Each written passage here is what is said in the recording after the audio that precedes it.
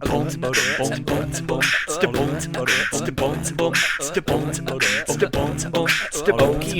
Show. Hello and welcome to the podcast that explores the Heartland's entertainment industries. I'm Brian, and I'm joined today by a guest co-host, as we like to say on the show, Mr. Chandler Jackson. Hello. And you have your own YouTube series and all sorts of stuff, but why don't you kind of introduce yourself to the audience and what all you do? Yes, my name is Chandler Jackson. I'm an Oklahoma City-based puppeteer and production designer. I have my own little puppet show I do on YouTube called The Mr. Puppet Show, spelled M-I-S-T-E-R. If you look that up, you'll find it. I won a Heartland Emmy like 2 weeks ago. That's right. For a show called Alley Dog Depot, which is a puppet show that I write, and I build puppets, and I puppeteer, and do all that, and I do production design for local movies and stuff. So, and this is so cool that I was able to get you to come in and co-host today's episode, because we are talking about puppeteering, which is a world that I know nothing about. Like, I don't know anything. All I know is, just the fun stuff that me and my mom used to do, at bedtime and that kind of thing. And then I would watch, like Fraggle Rock and stuff and just wish longingly, gosh, that looks like so much fun. But we're here today to talk about puppeteering with our guest Skyping in from New York City, Mr. David Bizzaro. Welcome to the show, sir.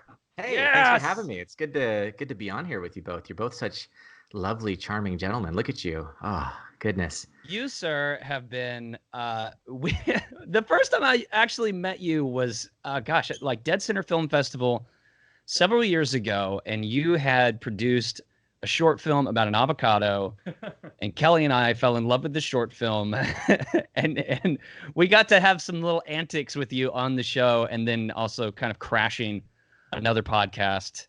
But that's right. Yeah, that was a really fun experience. That was kind of a homecoming.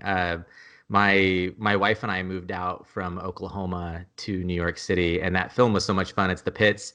It was my first short film that I had ever put out there before, and it's about an avocado searching the streets of New York City for its other half. And the whole the premise is that this avocado, it has a pit in its belly, and it's trying to fill the pit with stuff. And so first it tries a leaf, gets blown up by wind. It tries a bottle cap falls down. And then it literally gets hit in the face with a flyer that says, "Go to Bethesda Fountain."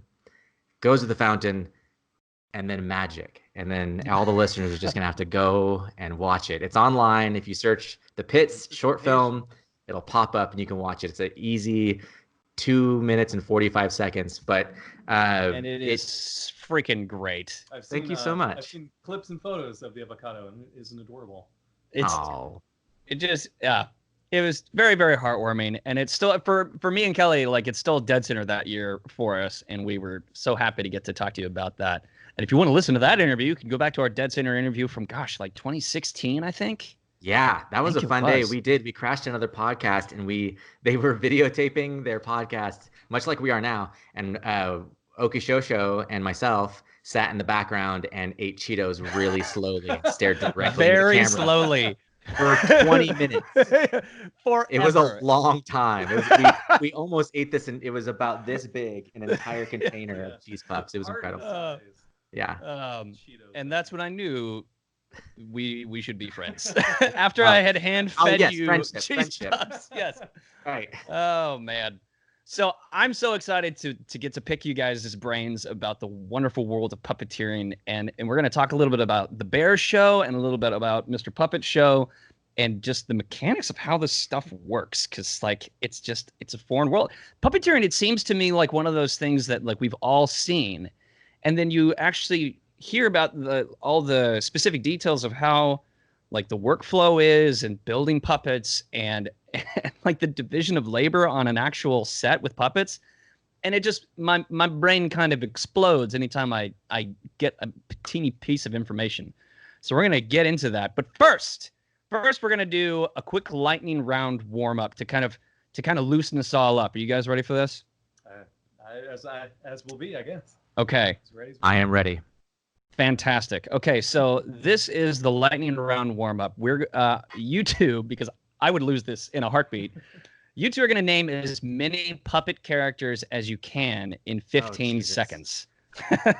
Oh Lord, you're testing me now because I'm not Many that puppet big of character as you can. a puppet nerd, and so I will do my best. I'll do my best. I'm ready. I'm gonna do my best. Okay. Okay. Here we My go. wife is laughing in the background because she knows I'm gonna do terrible. Let's see. Do you guys want? I guess we should do it like at the same time, right? And so, well, how should we do this? This is as far as I thought this out. Let's take turns. We'll go back and forth. And then if we Okay. Yeah. Okay. All right. So we're gonna go one at a time here. We're gonna start with Mr. Bizzaro. Okay. You got 15 seconds to name as many puppet characters as you can. In 3, 2, 1. New Zealand. Kermit the Frog. Fozzie Bear. Tutter the Mouse. Daniel Tiger. Ooh, King Friday. Ooh, Very I know that one. Whose phone is that? Oh, that was it. That was the timer. Oh, okay. How many did we get? I think we got about like 4 or 5 each. And What's funny? I don't think that was a definitive. Oh my gosh.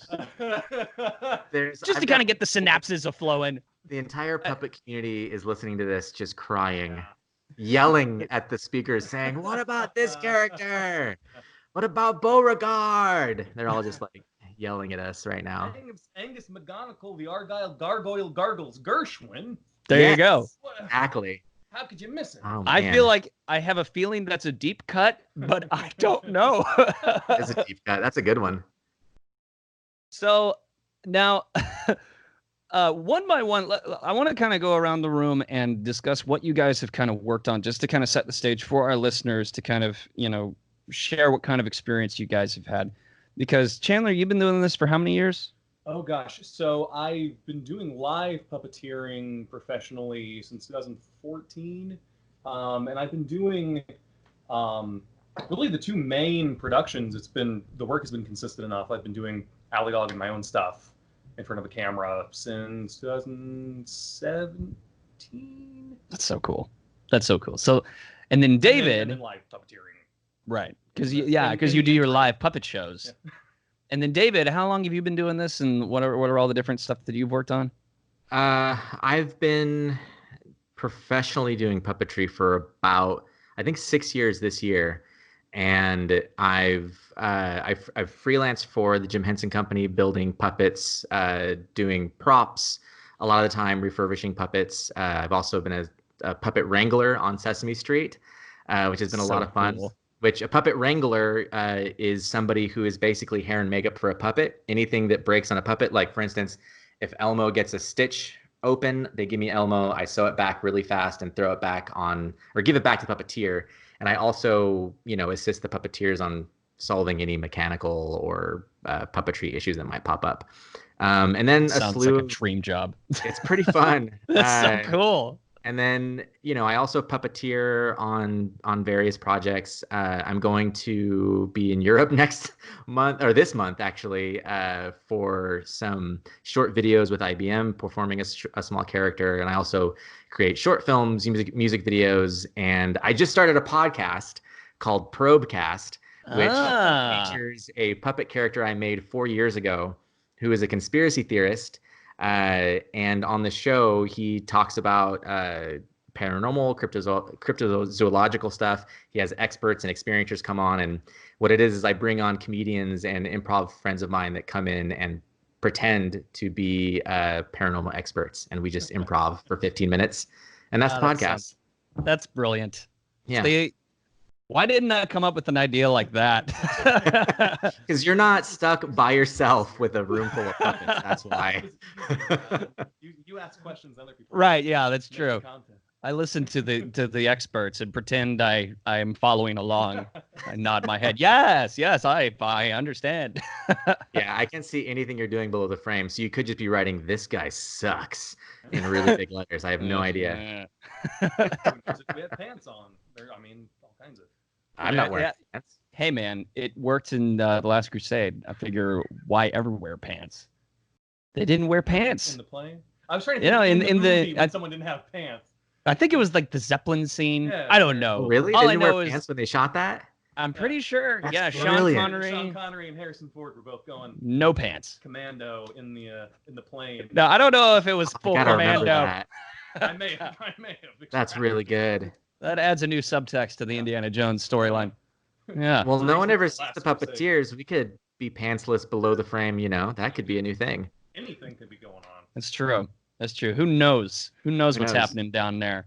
Yeah. So you kind of touched on it just a little bit, but can you describe what exactly the typical set structure of a pro level puppet show like Sesame Street is? Like you mentioned Wrangler, and what are some of the other positions on a set like that? So when it comes to puppetry, so each character has a dedicated puppeteer that's been puppeteering that character for years. Most of the characters are inherited from another puppeteer who is either retired from working or has passed away. And so those puppeteers will always be performing those characters for the most part. And then there's also a type of puppeteer called an assist or a right-hand puppeteer. So an example of a right-hand puppeteer is, so Cookie Monster, right? He's got a mouth and he's also got two hands, but a puppeteer only has two hands. So you've got the mouth, I'm looking at my screen, and his hands. So when he's talking, he's like pointing and like talking about his cookies and stuff like that. He needs another hand coming in on the side, and that's called a right-hand puppeteer. So the other puppeteer will come around and put their hand in, and they won't do any big gestures. They'll just follow the choreography or talk with the lead puppeteer to figure out what they're going to be doing in the scene. One famous example that tossed it on its head is the chef from the Muppet Show. So what they would do is Frank would be puppeteering the head, and Jim would be doing the hands, and Jim would do all this stuff to. Oh, no, it was the other way around. Frank was on the head and the hand, something like that. One of them would just start throwing stuff and trying to mess the other person up, and they would just have to follow. And so, so both hands, the hands are just pulling the head around. Yeah. So that's Okay. Kind of, there's some really great footage of Frank Oz puppeteering. Frank is famous for being kind of a cantankerous. The art is the art, and the art of puppetry, and we're gonna do this, and it's there's some some great footage where you can watch Cookie Monster, and if his right hand is a newer puppeteer, or sometimes Cookie Monster will be kind of pulling Cookie's hand like to get the performance honed in more. Oh, okay. So he's like controlling the yes, other too hand. much. Yeah. The other Yeah. hand literally has a mind of its own. I mean, right-handing, there's a subtlety to it that is difficult. Yeah, I mean, you don't want the hand, the right hand. Yeah. You don't want that other hand just going crazy Yeah. over there, doing jazz hands. yeah, like the rule of thumb is, if the lead puppeteer is doing a simple gesture like this, you just try to follow that movement. So there will be some little bit of delay, but if the puppeteer is doing a big gesture, don't follow unless they specifically said we want both fingers. Because the other person goes, wait a minute, you don't want to suddenly do this. You just want to keep your hand still. You go, wait a minute.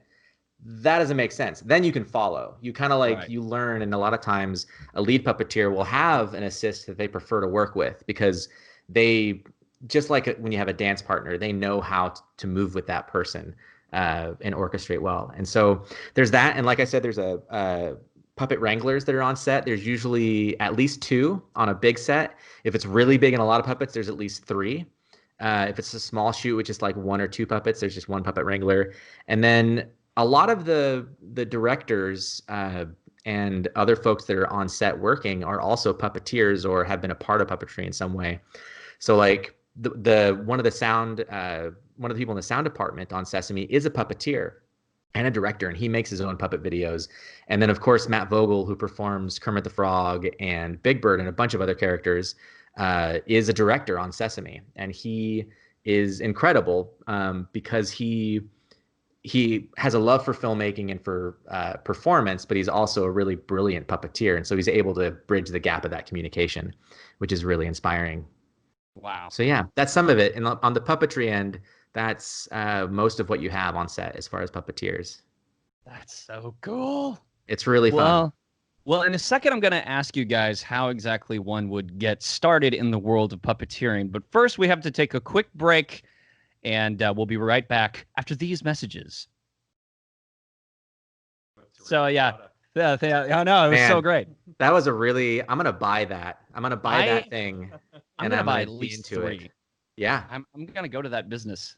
I know what Hot I know what dang. everyone's getting for Christmas now. Insert Solved. product here. Exactly. So how do you guys get started in the world of puppeteering? It's one of those things that, like, it's hard to imagine it being a real job that you can actually pursue. But how do you do it? Yeah, Chandler, you go ahead. Yeah. I think just about every puppeteer I know has even someone as high up as Matt Vogel or Peter Lenz. They all have a very similar story of, I loved puppets as a kid. I loved Jim Henson's work as a kid. I loved, and starting out, putting on backyard puppet shows and building puppets in, your mom's kitchen, and then it becomes a hobby, and then from a hobby, you take it to whatever venue you can get your foot in the door and sort of build from there. Does that relate to you, David, as well? Yeah, I'm, a friend of mine and I, we suffer from imposter syndrome a lot of the time because we started in puppetry a lot later in life than most folks. A lot of puppeteers, they had I had an interest in it when I was a kid, but I didn't have enough of an interest at the time to pursue it all the time. And also, I'm sure I'm a little ADD, and so I was just kind of like, puppets are cool. Hey, look, the TV's on, and I ran over to that. But when I got into puppetry, I was 28, and I was in between jobs, and I'd always been interested, like fascinated by puppetry and what it does. And at that point I was an animator and a motion graphic artist. And Fowler VW, which is out in Oklahoma, I'm friends with Jonathan Fowler, and I said to him, I sent him a message on Facebook with a video link to a commercial that had puppets in it. And I said, hey, you need commercials like this. That's all I said. And he wrote back, can you do this? And I lied and said, of course I can. Yeah. And so in a week, I learned how to build, write, direct, and perform puppets. And what I discovered is that it was the thing that was always missing for me as an illustrator and an animator. With a puppet, you're taking your imagination and you're bringing it into the real world. And so all these characters that were in my mind are now becoming tactile. And instead of waiting for something to render or second guessing a keyframe because the gesture's off, I can just perform it. And now I'm seeing what's happening. I'm like, you know what? He doesn't walk like this. He walks like that. Like that's how this guy walks. And it happens immediately instead of waiting over time. Because like I said, I'm a little ADD. So I get a little impatient and I just want to see it happen. And so that's how I started in puppetry. And from there, moved to New York, started going to the Puppetry Guild meetings and just got connected to people. There is a Puppetry Guild? Yes. What? And okay, tell me about this. I know nothing.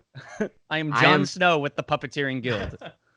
So not every city, there used to be a lot more guilds across the US. I'm not sure if there's one in Oklahoma. Is there one in Oklahoma? I don't think there is actively. I'm not a member of it. Are you a member of UNIMA or? No, I haven't done UNIMA or Puppeteers America yet. Okay.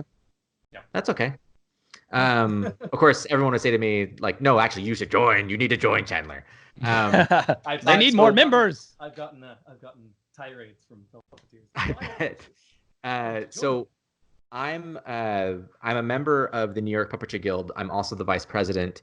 I've been vice president for the past 6 months, or maybe longer, almost a year now. And it's really wonderful. The guild is really it's not like a usual like guild where they have insurance coverage like the Directors Guild does, or helps you find jobs necessarily. I mean, we'll put out newsletters about if there's a job available, but for the most part, it's a place for us to connect with our community and to learn from each other, because the puppetry community is incredibly unique, that it's small and very loving. And if you want to be a part of puppetry, no one's going to hide any of the secrets. Like, there really is no secret to puppetry, and there's no like hidden book anywhere that you're going to find something that you're going to learn that nobody else knows. All you have to do is like make a friend with a puppeteer or watch a video on YouTube, and you now know how to make a puppet, just like someone at the Henson Company makes a puppet. So, puppetry is really accessible, but the community is not as big as most, and so it feels harder to, pierce that veil. But the guild is amazing. Everyone's really loving and incredible, and all just a bunch of silly people. They're great. I just want to see a meeting of the Puppet Guild, and I just pray to God that everyone is using a character. We're dealing with serious issues. Order. There are some folks that do. They'll bring their puppet and talk to you through them, and that's fun. Like, I really enjoy that. It's fun. That's so cool. That sounds weirdly therapeutic too. Yeah, it can be, absolutely. Yeah, there's definitely something about, the detachment. Right. You know what? I can't answer that question, but my friend can. Charlie. Right? Yeah. Yeah, I know. All of a sudden, we're just like, let's see if I can even do it. Like, oh my gosh, I'm on the spot now. Yes, hello. Yes, if you wanted to address David at all, speak through me. My name's Ambrosia. Well, Ambrosia. Man, so what's the process of creating a new puppet? Like, we kind of just saw you come up with something just then. Like, is it really that simple? Do you mean construction-wise or character-wise? All of the above. I'm speaking from the perspective of someone who knows nothing. Well, Sure. I mean, I build my own puppets as well. Most of the time, at least for me, or I'm, for production specifically, you're starting with the needs of a script. If the script is about a fancy alligator who goes to town, starts, the design process, you build a fancy alligator, it goes through, and then that physical puppet eventually finds its way to a performer. Yeah. And the character and the voice and all that, that's, I think, probably the most normal way of character coming about. Again, but then again, it sounds like so much fun. If it's a penguin that just walks in for a scene, Yeah. just toss a penguin to someone, and someone comes up with a little voice, a little character, a little attitude, and you have a character. That's so cool. David, what about on your end? Like, whenever you're creating new characters and stuff? Well, Chandler's absolutely right. If you're working with a production, they usually have specific needs for a character. It's very rare that they'll come to you and say, we just want you to make something. And even if they do say that, which I have had some people say that, they still have a vision of kind of where there's usually a spectrum of where that puppet they want it to land. If I'm making something for myself, it can be a totally different process. Sometimes I'll draw a character on a sketchbook where I'm just like playing, and I'll go, that guy's interesting. What would he look like as a physical thing? And I'll just grab whatever I have available, and I'll just like go and kind of sketch in the moment with this material and see what comes out. This character, Reggie Furs, that I made, that writes his own music, and we did a music video recently with my friend Tanner. He was a puppet that I just made. I was having a really bad day, and I just grabbed some fur that I had laying around. I burned it so that it would be a weird texture, and then I just cut it out, sewed it together, put a weird lip on, some teeth, and and some glasses, and he sat on my bench for about 2 years, and I did nothing with him. And then I dyed some weird shaggy fabric pink, and I put it on his head, and I was like, holy crap, there you are. This is who you are. And a lot of times, puppets, any art form, you won't know it's done until something clicks and it's finally complete. Like, that's when when it's finally done. And that was one of the hardest things for me to learn as an artist, my art teachers early in my career were like, you won't know the piece is done until it tells you it's done. And it's really true when you're working on stuff that's for you. And that was even true on Sesame Street. A really great example is Oscar the Grouch was orange when he first came on the street. And for the first season, he was orange. And Jim was looking at him and was like, you know what? He's not right. I'm not sure what it is. And so they took Oscar, took him back to the workshop, and Jim just started ripping him open and tearing the fabric apart. And they started to play and started to like improvise with how they were building him, and landed on this other material, this green that they do a special texturing process to, that is now Oscar. And he's been that way for 50 years now. Big Bird, the same thing. Big Bird was a completely different character. And now he's this beautiful, like one of the most beautiful puppets ever made. He's absolutely stunning. But at first, he was this dopey bird character, and all of his feathers were turned outward, so they kind of scooped out. And then over time, they turned him in, and so they look more like a natural bird, and it's this kind of soft, beautiful shape. So when I build for myself, I tend to lean more towards that sort of early Henson approach of finishing it when it feels like it's done, like just creating something, get it out. Even Elmo was made that way. Elmo was just Raleigh Cruson, who is an incredible, incredible builder. She still works at Henson. She was just asked to make an extra monster character, and she made Elmo and threw him out on the show. And if you first watch Elmo, Elmo doesn't sound like Elmo. He sounds he kind of sounds more like this, is what he sounds like. Yeah, you know, scary sort of. Yeah, gangsta Elmo. Yeah. Come here, kids, tickle me. And then he was, Kevin Clash picked him up and created this character, which is now Elmo. And so even on the big shows, that can happen. It doesn't always happen now because people are a little more controlled over how a character is developed, and they should be. But for myself, I like to what I call puppet jazz. I like to improvise when I'm creating for myself. Well, and how much does improvisation kind of play into your creative process? Because we do improv on this show a lot, and like I'm fascinated with how improv kind of has an effect and all the different facets of filmmaking and just creativity. Like, how do you guys use improv? Well, one aspect of improv with puppets is a lot of time you sort of stay in character as your puppet. Bill, one thing about puppetry that's very, very different from other performing is your instrument is not your body. It's, this little body of felt and foam and stuff. Yeah. And it's completely detached from you, even in so much as the fact that you're watching your performance on a monitor live while performing. So you're not even really in the physical space with the puppet. Yeah. You are focused in on, this monitor, and that's the world, and that becomes the world, and it becomes sort of a separate entity, on that level. So, you're just kind of watching it and seeing what it does, and it can go and it can talk and it can do its own little thing, and it becomes this little thing. And in between takes, it just still kind of goes. It's so cool. Yeah. So that's definitely a relation to improvising with puppetry. It's so fun. Yeah, it's absolutely true. It's easy to improvise when, you're a penguin or a cactus or a cow or a block of cheese. Or, and that's the fun. Like, I can just imagine in a way that, like, because, like I give voices to my dogs and stuff. Like, this is my weird way of being able to relate to this. Like, I'll give voices to my dogs, and after a while, it kind of I become curious as to what the dogs would say to my wife, and so it just kind of comes. So I'm imagining that it's kind of the same way with the puppet. Like, what do you want to say?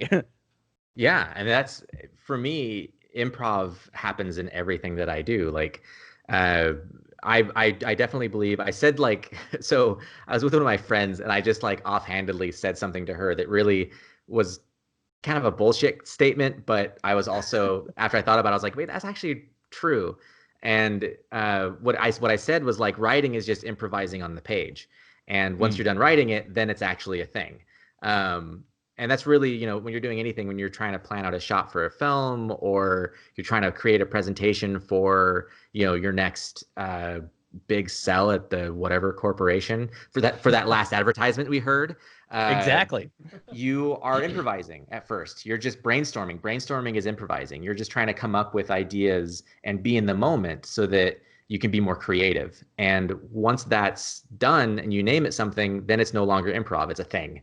And I just think that, I find myself, I've just kind of rambling in the moment, but the yeah, I'm improvising the answer. I am. Life totally. is improvised. Yeah, life is just a lot of just bullshitting, really. But yeah, that's kind of how I work. Like, I will just play a lot. Everything I do has a playful nature about it, because that's my favorite way of finding something.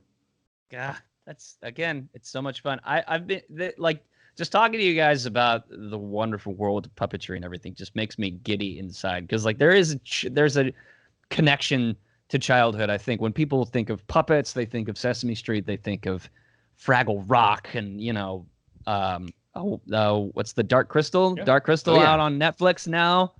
I just started watching it last night, and it's freaking amazing. Do you love it? But yeah, it's very cool, and I'm very interested as to how you guys feel about the direction that technology has taken us.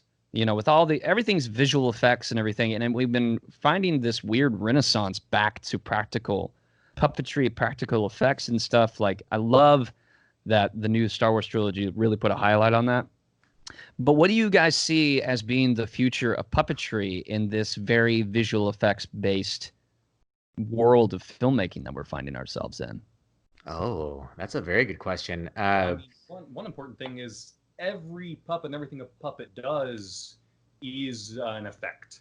It's all an illusion. I mean, it's everything it does. I mean, it can't pick up a phone.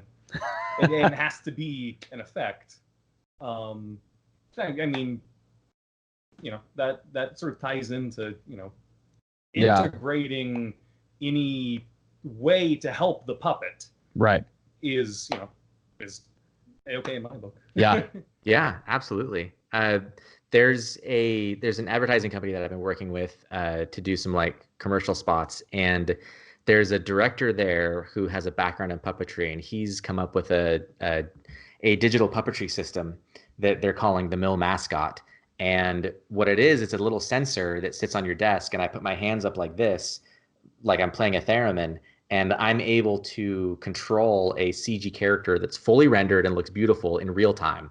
And I'm puppeteering him. This hand is moving his body around. My fingers, as I move them, will trigger different like eye blinks or mouth opening and closing. And this hand will be his other hand. So it's just like I'm performing a live hand puppet. And I'm having to, with my hands, create the weight, because without that, he's just kind of floating in the air. And so there's stuff like that that's coming out. There's a company that's created this really interesting that I haven't had a chance to play with because it's not out on Android. But on your iPhone, you put your hand out like this, and it puts a 2D puppet over your hand. And when you do this, it talks and it moves around just like a real puppet does. It's amazing. And so there's stuff like that. Henson has a great system where they've got your hand in a glove, and so you're getting a tactile connection to a puppet, and you move it, and that triggers the digital puppet that's on screen, which is super cool. But when it comes to like filmmaking and practical stuff, what happened? Did we lose you? Oh no, am I back? Uh-oh. Can you hear me? Can you start that from? There we go. Okay. I'm back.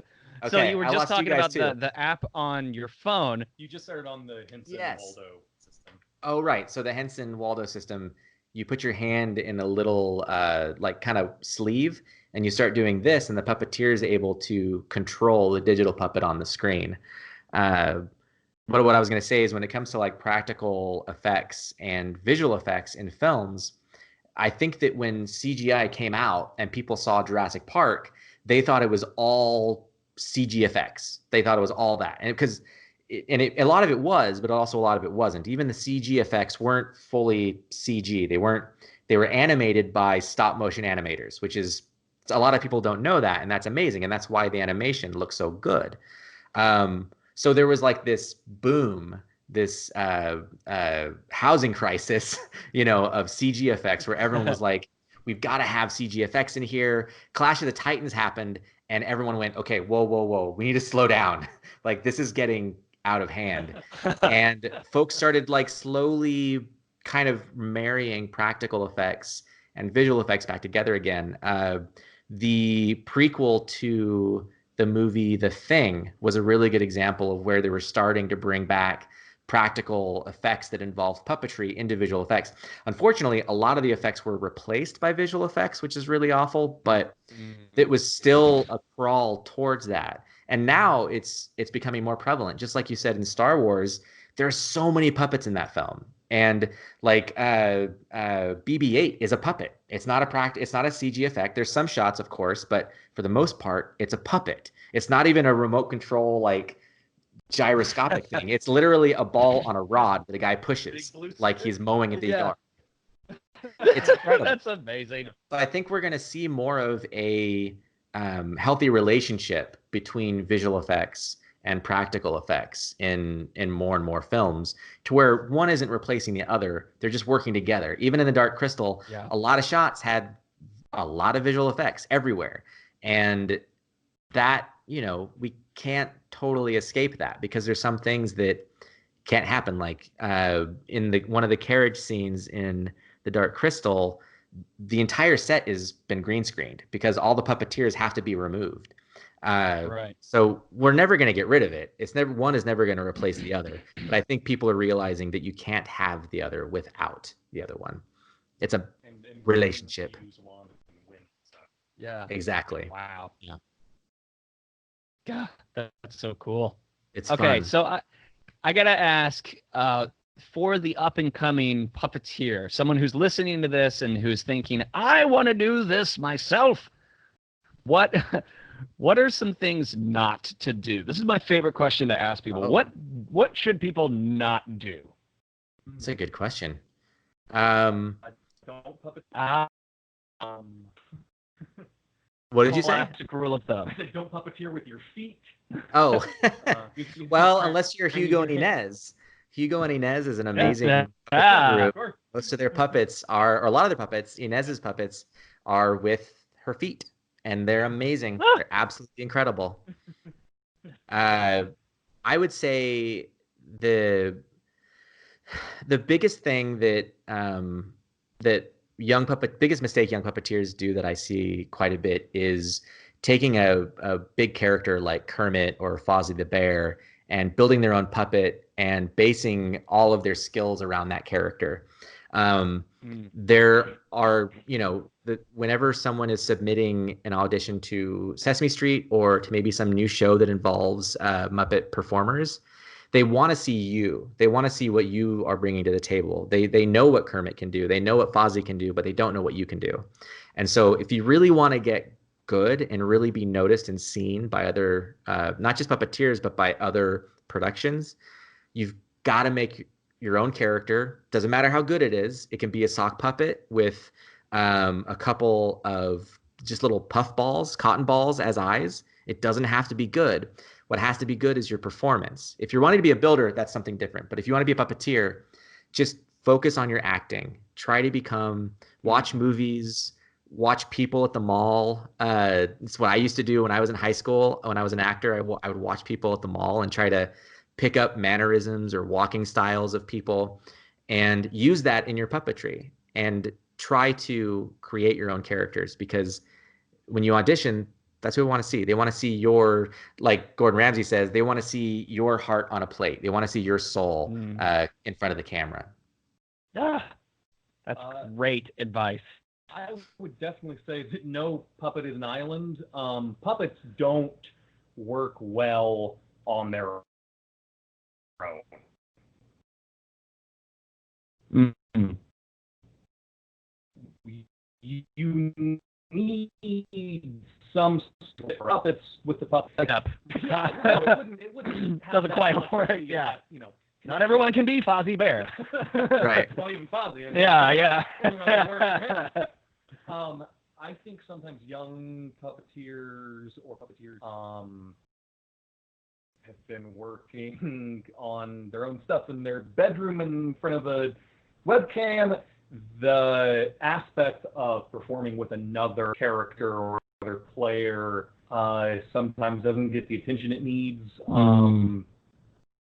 The interaction with another performer and not being your own, kind of self-elevating. It's my puppet, and my puppet's in the center of the thing. My puppet's not. It's very much, Bert is nothing without Ernie. You have to have. That's so true. Meet in the middle. That's awesome. So I've only got like one or two more questions, and then we're gonna play some story. You're kind of slowing down a little bit, and I'm not sure why. Like you sound like this when you talk. Yeah. Hang on. Am I drunk? Hey, dear. Okay. Are you using the internet? I'm slowing down. I don't know. Sorry, listeners. Sorry. Oh my goodness. How is it sounding any better? Uh, 1, 2. oh my gosh. Yeah, I can hear you. Yeah. It's just you're kind of stuttering a little bit, but we'll work through it. We're gonna do this. We're gonna power through. That's right. All right. So, what are some fun on set stories? You guys have any crazy anecdote from the puppet Snuffleupagus? Well, Oh man. great stories that I've heard from puppeteers who worked on old, Muppet productions. There's some great sort of, legendary stories that kind of get passed down. Murray Robinson told me a story once. He Snuffleupagus and Telemonster. A great story that's been told before of the Muppets' big 30th anniversary special in like 1986 or something. It's a big giant crowd scene. And in the very back, everyone's cheering. All the Muppets are cheering and clapping. And in the very back, and there's this one little bunny rabbit that's just going bananas. It's just too much. And the director stops and says, "Hey, that little bunny rabbit in the back. Can you tell us?" And Jim Henson pops up and goes, "Sorry." That's a great story. He was, working on that. Yay! That's awesome. David, you got any fun anecdotes from the puppet set? Man. So the first one that popped in my head is actually a Marty Robinson story, as well. So when I had started as a Wrangler, I was asked to come on and do a Sesame Street special. So every year Sesame Street does a special. It's like an hour-long video that they do. And on this one, Snuffleupagus had to appear outside, which he hadn't done in years. And we were doing it out in Soho on Broome Street. And Broome Street's it's really busy over there because it's right in front of one of the tunnels that crosses the river into New Jersey. So we're in this really busy area, and we've wheeled this giant puppet across the street. We've gotten Marty and his assistant there with him, and they perform the scene. It's great, but the traffic is so bad that we can't hook Snuffy back up to the thing and cart him across the street. And so Marty just says, "Let's just go. Let's just go across the street." And I looked at the head wrangler, Michelle. I was like, "Michelle, can we do this?" Yeah, I was like, "Michelle, he wants to go." And she's like, let's go, just go. And I was like, okay. And I was like, all right, Snuffy, we're going to cross the street. Let's go. Now, this is my first time working with Snuffy. I had no idea that Marty could see really well through the mouth of Snuffleupagus. I had no idea. And so I'm terrified already because we're having to take him across the street.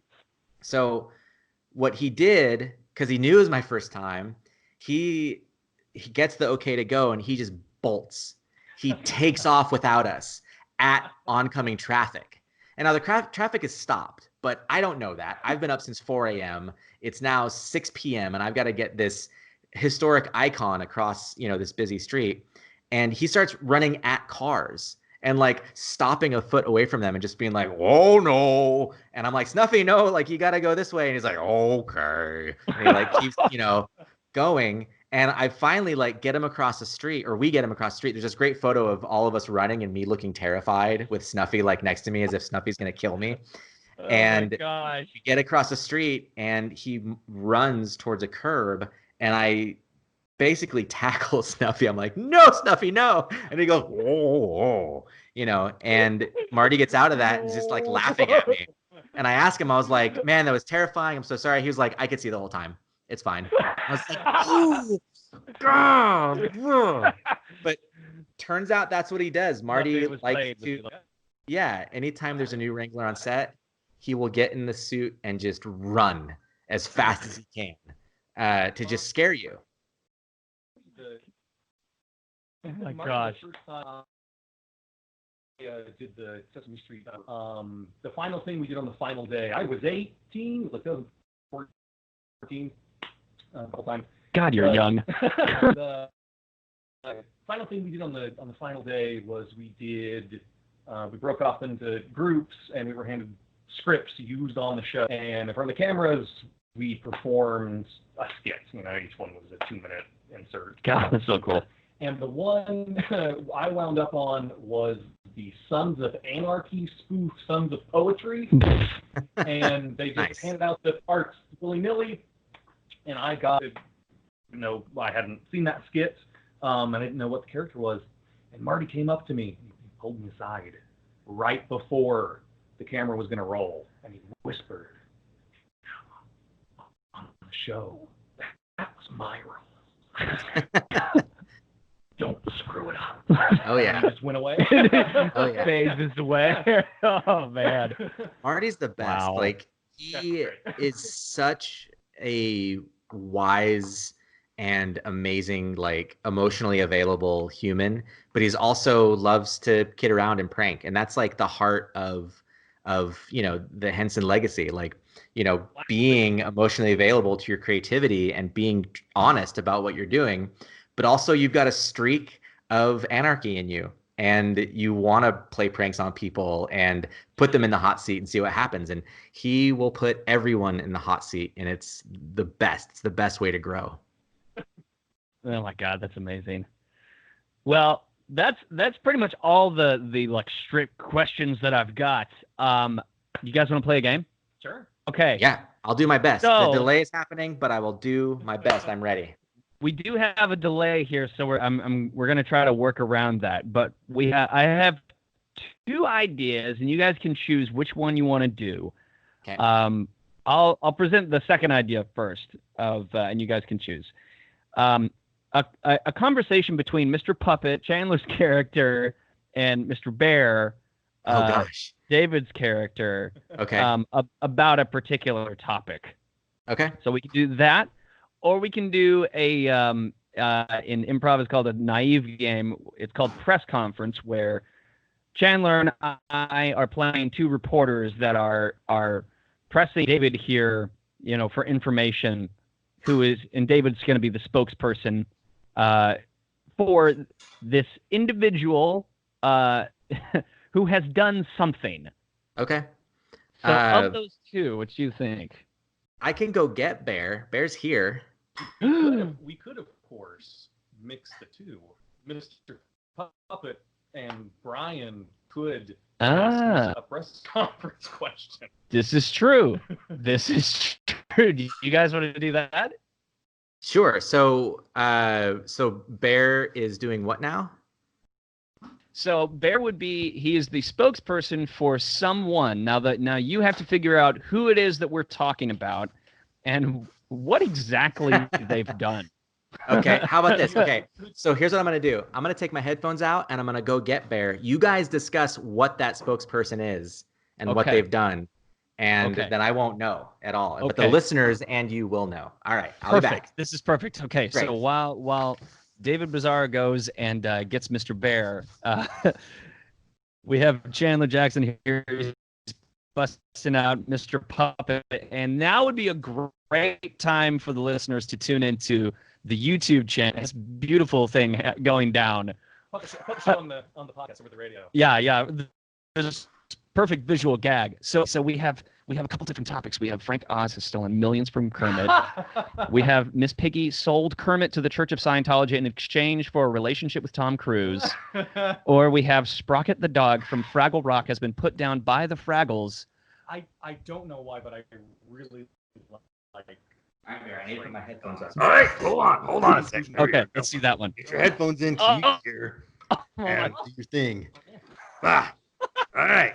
Hello. This is the best thing ever. Is it the best? I don't know. I was asleep. You guys woke me up for this. It better be good. Mr. Bayr, I'm so glad that No answers. you could leave it give there. us. Leave my hopes hanging. All right, whatever. Let's do this. So, we just need to get some information from you, sir, about this terrible crime that's occurred recently. I don't know if you've seen it in the headlines lately, but Mr. Puppet, I think you have some information. Hello, Mr. Bayr. I was wondering just why. Was it worth it? You know, sometimes you gotta Was lose it them. worth it, Mr. Sometimes Bayr? you gotta lose them. I see. Yeah. And Do you know if whenever the crime was committed, was he in character or was he just his normal self, his normal, I guess producer self? Yeah. A lot of times when you're trying to get away with a crime, you gotta mix it up. You gotta hide your identity. And that means you gotta be in character. So, he played his most famous character that everyone's in love with. Oh man. Well, Wow. That adds a whole new layer to this mystery. Question. Was the you always try and get into the the reasoning, that someone would stoop to these, low points in their life. Was the lack of hair, did that have anything to do with his motivation or anything? Well, the reason he doesn't have any hair, it helps him be more aerodynamic. That's the biggest part of it all. Ah. Yeah. That makes sense. You need to be. And can you tell us, was the victim feeling green whenever the crime was committed? He felt like he had been alone, like his soul had left his body, like he didn't have a spine anymore. It was really sad, to say the least. Uh-oh. Did I lose you? All right, everybody's frozen. I can't hear nothing. Mr. Bayr, we still have you on the line. Now, there you are. You're back. You're back. All right, you're back. Now, Mr. Puppet, you look like you had another question you were going to ask. Oh, no. You're look that way. Oh, well. Now, can you tell us when the crime was committed? Like, did the perpetrator, did he go to the victim's lily pad, or was this more in the studio? Sometimes you got to go to somebody's home to really hit him where it counts. So, yes, he had found him on the lily pad, just kind of sitting there with a banjo strumming left and right,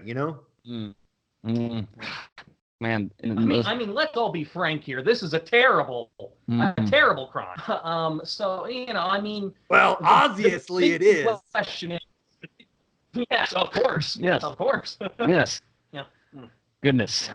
Man, and I thought he was retired. I don't know what he was doing. I guess not. I guess. Well, you're never really retired. He didn't make enough time. I guess he needed more.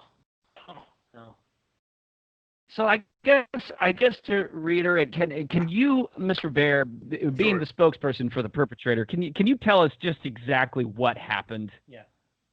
Well, the moment that Frank Oz walked into the room, he knew that he just had to take him down. Oh man. That's really sad. That's a whole wrinkle we didn't know about. That is so true. Dark time for us all. That's a dark turn. Yeah. Can you remind? How do you spell the victim's name? Oh, the victim's name? Well, the sad part about that is I haven't fully learned the English language in a spelling sense. So, Mr. Puppet, could you spell it for me, please? I believe it starts with a K. Oh, yeah. And I believe it ends with it could end with a T. Maybe there's two T's. I don't know. I heard it. From what I know, it ends with a G. Like a G. Yeah. Like an og sound? Kermig. Exactly. A Kermit T. Frog. I see. Kermig the Frog. Yes. Well, Mr. Bayr, thank you for answering our questions. This will be on the front page in tomorrow's New York Times. Sad day for us all. Sad day for puppets everywhere. Sad day for America. Hey! That's such a bad. Hey! We did it! We win! Yeah, what I win? What we win? You win the grand prize. Oh man! I didn't think that far in advance. Some of the puppeteers aren't used to respect. You got me out of bed for You're this. also Rodney down Dangerfield. You got me out of bed for a game that won me respect. I was inside a box. Oh. Back to bed. Yeah, I will. All right, I'm going back to bed. It was fun seeing you guys. But before you go, Mr. Bayr, Before you go, Mr. Bayr, we're actually going to wrap it up here. So why don't you tell us a little bit about your show and where we can find you online? Oh, sure. You can do a search on YouTube for The Bayr Show, starring me, Bayr. And I've got all kinds of stuff. I've got me appearing in big films such as Fast and the Furious. I'm also got an epic short film called Slam Dunk, which is pretty good. And yeah, this guy just started a podcast. Hopefully he hasn't been just goofing around and didn't tell you about it, but it's pretty cool. It's called Probecast. And I'm missing anything. Nope.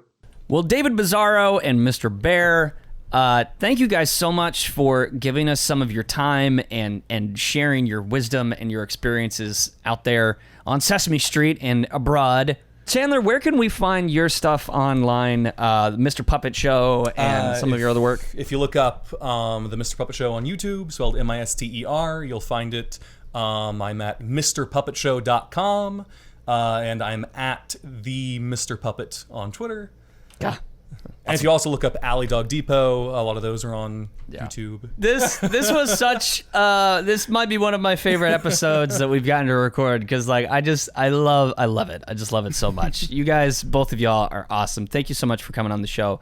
And we'll see you guys in the next 2 weeks. And if you have been listening to this and you like what you hear and you would like to be a part of it yourself, go to okieshowshow.com or check us out at patreon.com/okieshowshow and become a patron today. And we will see all of you listeners in the next 2 weeks. Alrighty, that's it. Bye. Okie